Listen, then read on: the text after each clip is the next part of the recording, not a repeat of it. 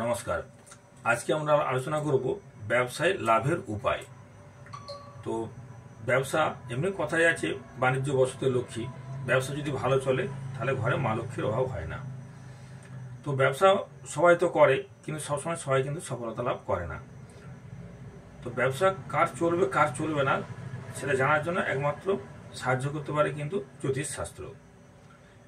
যখন আমরা জন্মকুণ্ডলী বিচার করি তখন আমরা ব্যবসায় হবে কি হবে না তার জন্য আমরা প্রথমে বিচার করি লগ্নের সপ্তম ভাব। দেখুন, যে কোনো লগ্ন যদি এটা মকর লগ্ন হয় তাহলে আমরা বিচার করবো প্রথমে তার সপ্তম ভাব।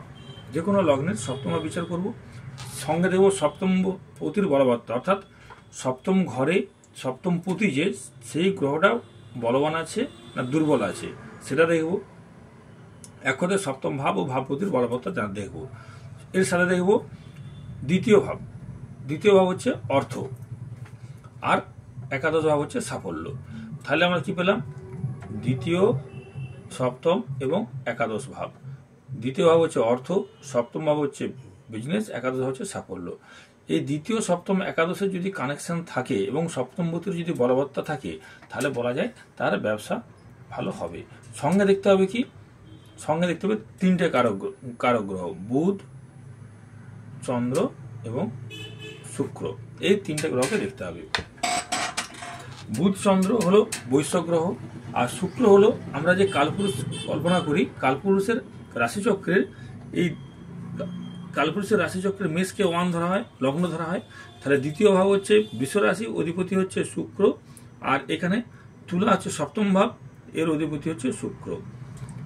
কালপুরুষের রাশিচক্রের দ্বিতীয় ভাব হলো শুক্র এবং সপ্তম ভাব হলো শুক্র। সুতরাং এখানে শুক্রকেও বিচার করা প্রয়োজন। তাহলে রাশিচক্রে দ্বিতীয়, সপ্তম, একাদশ ভাব ও ভাবপতিদের মধ্যে সম্পর্ক হলে জাতক অবশ্যই ব্যবসায় সাফল্য লাভ করবে। এর সঙ্গে বুধ, চন্দ্র, শুক্র এই তিনটে গ্রহের বলবত্তা যদি ভালো হয়, বলবত্তা যদি বেশি থাকে, তাহলে এরা অবশ্যই ব্যবসায় সুফল লাভ করতে পারবে। সপ্তমপতি, এই সপ্তমপতি যদি নবমে থাকে বা একাদশে থাকে এবং এই সপ্তম ভাব বা নবম ভাব ও একাদশ ভাবের সঙ্গে যদি বৃহস্পতি কোনো রকমভাবে কানেক্টেড হয় বা এই সপ্তম ভাবে যদি বৃহস্পতির কোনো দৃষ্টি থাকে তাহলে কিন্তু ব্যবসায় দারুণ লাভবান হয়। আবার সপ্তম ভাবের সঙ্গে যদি নবম ভাব এবং শুভ দ্বাদশ ভাবে যোগাযোগ হয়, এই সপ্তম এর সঙ্গে যদি নবম এবং দ্বাদশ ভাবে যদি কানেকশন থাকে তাহলে দ্বাদশ ভাব হচ্ছে বিদেশে ব্যবসা, আর 9 ভাব হচ্ছে ভাগ্য। তাহলে সপ্তম, নবম এবং দ্বাদশের যদি কানেকশন থাকে তাহলে কিন্তু ওই ব্যক্তির বিদেশেও ব্যবসার প্রসার লাভ ঘটবে, বা সে ইম্পোর্ট এক্সপোর্ট ব্যবসার সঙ্গেও যুক্ত হতে পারে যদি সপ্তম, নবম, দ্বাদশের কানেকশন হয়। আমরা হাত দেখে কি করে বুঝবো কার ব্যবসা চলবে কার ব্যবসা চলবে না? আদর্শ যদি ভালো ব্যবসায়ীর হাত হতে হয়, ব্যবসায়ী হাতের আঙুলগুলো হবে কিন্তু চৌকো টাইপের। দেখুন, চৌকো টাইপের আঙুল হবে। এই আঙুল হবে একটু চৌকো টাইপের। ব্যবসায়ী হাতের আঙুল হবে চৌকো ধরনের, আমরা যে বলি পৃথ্বী জাতীয় হাত।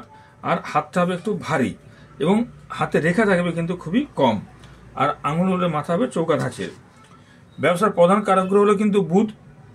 তাহলে বুধের ক্ষেত্রে শুভ হতে হবে এবং উন্নত হতে হবে, এবং সঙ্গে থাকতে হবে একটা উত্তম ভাগ্যরেখা।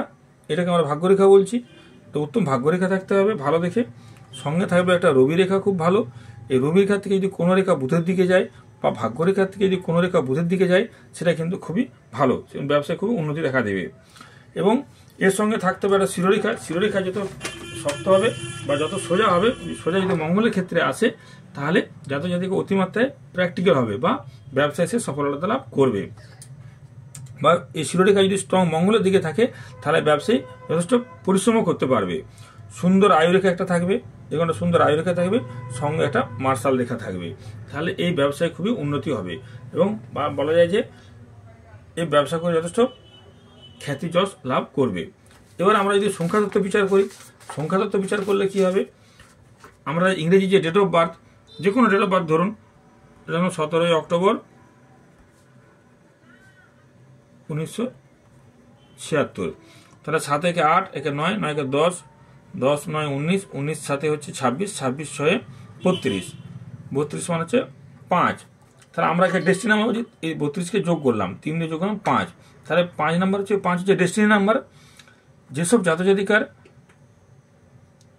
এই ডেট অফ বার্থকে যোগ করলে, ইংলিশের ডেট অফ বার্থকে যোগ করলে 6, 5 এবং 2 পাওয়া যাবে, তাদের কিন্তু ব্যবসা ভালো চলবে সংখ্যাতত্ত্ব অনুযায়ী। 6 হলো, আগে বলেছি 6 হলো শুক্রের সংখ্যা, 5 হলো বুধের সংখ্যা, 2 হলো চন্দ্রের সংখ্যা। সুতরাং এই 6, 5, 2 যদি কোনোটাই আসে যোগ করলে সেই তাহলে হচ্ছে এটা বুধ, চন্দ্র, শুক্র, এটা আমরা আগেই আলোচনা করলাম। তাহলে এই 3টে সংখ্যা যদি যোগ করলে আসে, যে কোনো একটা আসে, তাহলে সে সংখ্যাতত্ত্ব অনুযায়ী ব্যবসায় সফলতা লাভ করবে। এবার বাস্তু মতে ব্যবসায় সাফল্য লাভ করবে কি করে? বাস্তুর হচ্ছে পূর্ব দিকটা হলো, পূর্ব দিক এবং ঈশান কোণ যদি ভালো থাকে তাহলে সে ভালো ব্যবসা করতে পারবে। পূর্ব দিক থেকে আমরা পাই তেজ, বা এর অধিপতি, পূর্ব দিকের অধিপতি হচ্ছে কিন্তু রবি। আর ঈশান কোণ বা উত্তর পূর্ব কোণ যেটা আমরা বলছি, সে উত্তর পূর্ব কোণের অধিপতি হচ্ছে কিন্তু বৃহস্পতি। তাহলে ঈশান কোণ, তাহলে এই দুটো দিক কিন্তু যত পরিষ্কার পরিচ্ছন্ন থাকবে, নোংরা থাকবে না বা ড্রেন থাকবে না, তত কিন্তু ব্যবসায় উন্নতি হবে। এইবারে কি ধরনের ব্যবসায় সফলতা লাভ করবে? জ্যোতিষশাস্ত্র অনুযায়ী লগ্নপতি, পঞ্চমপতি, সপ্তমপতি, নবমপতি, দশমপতি এবং বা রাজ্যকারী গ্রহ। রাজ্য কাকে বলবো? যেমন ধরুন তুলা লগ্নের ক্ষেত্রে শনি হবে কেন্দ্রপতি, কোণপতি। তুলা লগ্ন যদি 1 হয় কারো, 1, 2, 3, 4 চতুর্থপতি হিসাবে কেন্দ্র, পঞ্চমপতি হিসেবে কোণপতি। তাহলে আমরা বলছি 1, 5, 9 হচ্ছে আপনার কোন স্থান, আর কেন্দ্রস্থান হচ্ছে 1, 4, 7, 10। তাহলে তুলা লগ্নের ক্ষেত্রে চতুর্থ হচ্ছে মকর লগ্ন, অধিপতি হচ্ছে শনি, মকর অধিপতি হচ্ছে শনি। আর পঞ্চম হচ্ছে কুম্ভের ক্ষেত্রে পঞ্চম হচ্ছে কিন্তু শনি। তাহলে এখানে শনি হচ্ছে রাজ্যকারী গ্রহ। তাহলে লগ্নপতি, পঞ্চমপতি, সপ্তমপতি, নবমপতি, দশমপতি এবং রাজ্যকারী গ্রহ, এদের যে গ্রহটা বেশি বলবান হবে সেই গ্রহের ব্যবসা করলে আপনি অবশ্যই সফলতা লাভ করবেন। যেমন ধরুন রাশিচক্রে যদি রাহু মঙ্গল সম্পর্ক খুব ভালো হয়, তাহলে কিন্তু হবে ইলেকট্রিক্যাল ব্যবসা বা বিল্ডিং মেটেরিয়ালসের ব্যবসা কিন্তু ভালো হবে। আর চন্দ্রমঙ্গল যদি ভালো থাকে তাহলে কিন্তু বস্ত্র ব্যবসা ভালো হবে। বুধ শনি ভালো হলে মুদিখানার দোকান ভালো হবে। আবার মঙ্গল শুক্র ভালো হলে যে কোনো রকম ইলেকট্রনিক্স পার্টস বা আমাদের যে ঘর ওয়ারিং এর জিনিসপত্র কিন্তু ভালো হবে। শনি শুক্র ভালো থাকলে হার্ডওয়্যার্স দোকান ভালো চলবে। আবার রাহু চন্দ্র মঙ্গল ভালো হলে লন্ড্রি বা ধোপা টাইপের ব্যবসা ভালো হবে। শনি মঙ্গলে কামার বা যে কোনো ইঞ্জিনিয়ারিং বা যে কোনো রকম কারখানা জাতীয় ব্যবসা কিন্তু ভালো হবে। তাহলে সপ্তমভাবে অবস্থান বা দৃষ্টিদানকারী কোনো বলবান গ্রহের ব্যবসা করলেও কিন্তু লাভ হতে পারে। আবার রবির ব্যবসা হতে পারে, যেমন ওষুধ, কাঠ, সোনা, সরকারি কন্ট্রাক্টর বা কোনো বন্দুক পিস্তলের দোকান, এগুলো কিন্তু রবির ব্যবসা। চন্দ্রের ব্যবসা যে কোনো সাদা বা তরল পদার্থের ব্যবসা, যেমন দুধ, কেরোসিন, আটা, ময়দা, শাঁখা ব্যবসা বা হোমিওপ্যাথিক ওষুধের ব্যবসা, এগুলো কিন্তু চন্দ্রের আন্ডারে। মঙ্গলের আন্ডারে আছে ইলেকট্রিক্যাল জিনিসপত্র। বুধের হচ্ছে প্রেস, বই খাতা, পেন্সিল, খেলনার দোকান, শেয়ার বাজার কেনাবেটা, এগুলো কিন্তু বুধের ব্যবসা। আবার বৃহস্পতির ব্যবসা হচ্ছে খাদ্য সামগ্রীর ব্যবসা, যে কোনো কোচিং সেন্টার বা কোনো আর্থিক প্রতিষ্ঠান, এগুলো হচ্ছে বৃহস্পতির ব্যবসা। শুক্রের ব্যবসা হচ্ছে beauty parlour, imitation, jewellery, electronics বা গ্ল্যামার ওয়ার্ল্ডের সঙ্গে যুক্ত কোনো ব্যবসা, সেগুলো হচ্ছে শুক্রের আন্ডারে থাকে। বা কম্পিউটার ব্যবসা শুক্রের আন্ডারে। শনি হচ্ছে লোহা জাতীয় ব্যবসা বা ধান চালের ব্যবসা, এগুলো বা যে কোনো হার্ডওয়্যার্স ব্যবসা, সেগুলো কিন্তু বা খনিজ ব্যবসা, সেগুলো কিন্তু শনির আন্ডারে। রাহু হচ্ছে ট্রান্সপোর্ট এজেন্সি বা চর্মজাতীয় ব্যবসা বা জুতার টাইপের ব্যবসা কিন্তু রাহুর জন্য ভালো। কেতু ভালো হলে স্টিল, ফটোগ্রাফি, পোলট্রি, পশু খাদ্যের ব্যবসা কিন্তু ভালো। এবার জানতে হবে ব্যবসায় কখন আপনি লাভবান হবেন। এই দ্বিতীয়, সপ্তম, একাদশপতি, দশান্তদশা, দ্বিতীয়পতি, সপ্তমপতি, একাদশপতি, দশান্তদশায় আপনি লাভবান হবেন, বেশি লাভবান হবেন। বা দ্বিতীয়, সপ্তম, একাদশে যেসব গ্রহদের দৃষ্টি আছে, সেই সব বা ভাবাদর্শী গ্রহদের তাদের দশান্তদশায় কিন্তু ব্যবসায় লাভবান হতে পারেন। আবার দ্বিতীয়, সপ্তম, একাদশপতির অন্তর্দশায় আপনি লাভবান হতে পারেন। দ্বিতীয়, সপ্তম, একাদশপতির অন্তর্দশায় লাভবান হতে পারেন। আর বলবান নবমপতি বা দশমপতি দশান্তদশায় নবমপতি এবং দশমপতি যদি বলবান হয়, তাদের দশান্তদশায় কিন্তু ব্যবসায় লাভবান হওয়া যায়। আর বলবান রাজ্যকারী গ্রহের দশা, যেমন আমি শনির কথা বললাম, এক্ষেত্রে এরকম অনেক ক্ষেত্রে কিন্তু কেন্দ্রপতি, কোণপতি হয়, তারা যদি শুভ বলবান থাকে, সেই রাজ্যকারী গ্রহের দশান্তদশায় ব্যবসা ভালো চলে বা বেশি লাভবান হয়।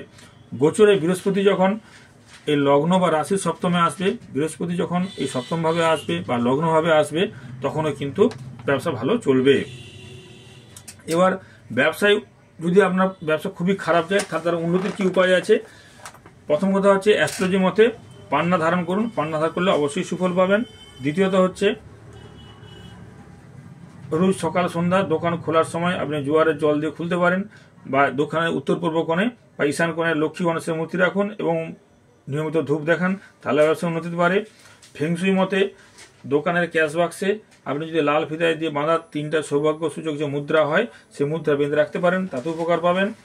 আর তন্ত্র মতে যদি করতে চান, 2টা হরিতকি, 2টা গোটা সুপারি, 2টা গোটা এলাচ, আর 2টা গোটা হলুদ, আর 2টা লক্ষ্মী কড়ি সবকে ভালো করে গঙ্গা জলে ধুয়ে তারপরে ভালো করে মুছবেন, দিয়ে সিঁদুর মাখাবেন, দিয়ে লাল কাপড়ে বাঁধবেন, কিছু ধানও দিবেন ওর সাথে, দিয়ে লাল কাপড়ে বাঁধবেন, নিজের নামগোত্র বলে দোকানে পুজো দিবেন। দেওয়ার পর সেটা দোকানের ঈশান কোণে রাখুন, রোজ ধূপ ধুনা দেখান, তাহলে কিন্তু আপনি ব্যবসায় লাভবান হতে পারবেন। নমস্কার।